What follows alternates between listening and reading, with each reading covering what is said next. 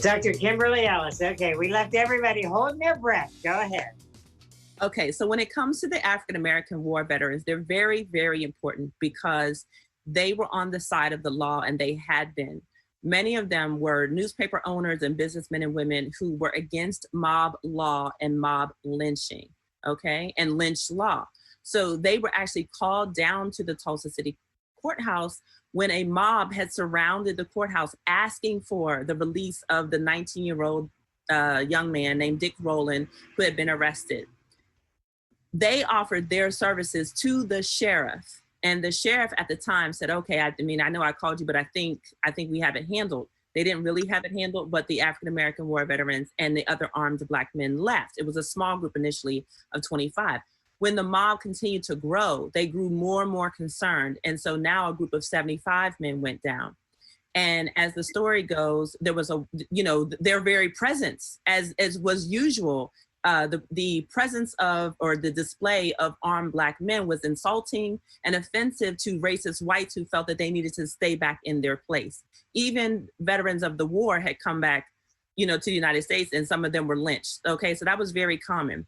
So there was a white man who said, what are you going to do with that gun, N-word? And the Black man said, I'm going to use it if I have to. And he tried to fight him and struggle. And that's when a shot rang.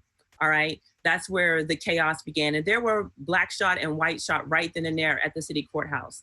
The armed Black men went back to Tulsa to align themselves along the railroad tracks to defend Greenwood. They had a war that night. They fought that night. And based on all accounts, those African-American men won that little war that night. Okay. The Tulsa massacre occurred is because the whites went back and went through all the different counties and was sending telegrams, sending messages that they were being attacked, that an armed insurrection of Negroes were attacking unarmed whites. They were pulling the ultimate Becky, the ultimate Karen, right? The ultimate Amy Cooper, right?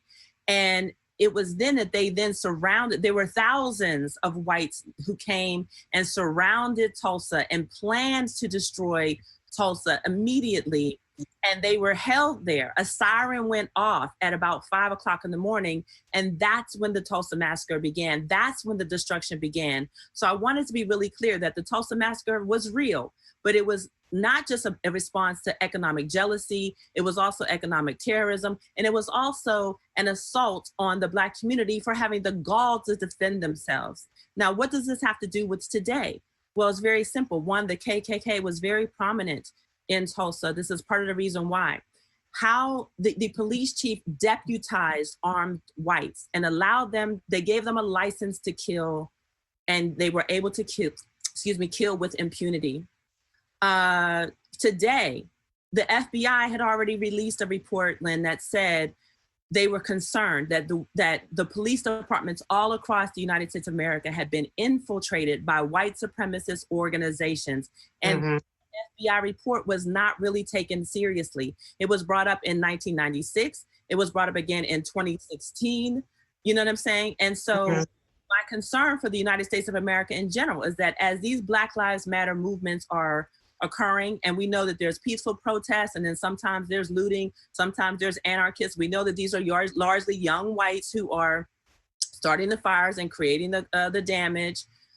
There are right-wing military organizations who are standing on the sidelines and they're armed, and they keep coming up to the police officers asking if they can help, saying that they're ready to defend, they're ready to, stop any mayhem if it's deemed necessary. They're waiting for their race war. This is where the police and how we view police and how we view the structure of police and how we make sure that mob rule and mob law does not rule the day. We must be vigilant about that. So I'm actually writing a letter to the Senator Kamala Harris about this because they're working on this bill, and she is a former attorney general. And that's really the greatest threat. The looting. I was going to say, yeah. And this is how many years later? Coming full circle. And now they're making a movie about Tulsa. And now I wonder what that movie's going to look like and how much of that is going to be in the story. Yes, absolutely. Interesting.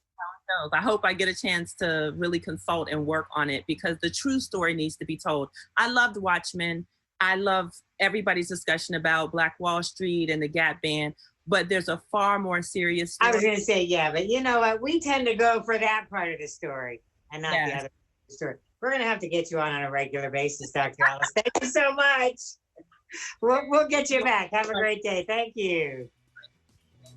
We'll be right back.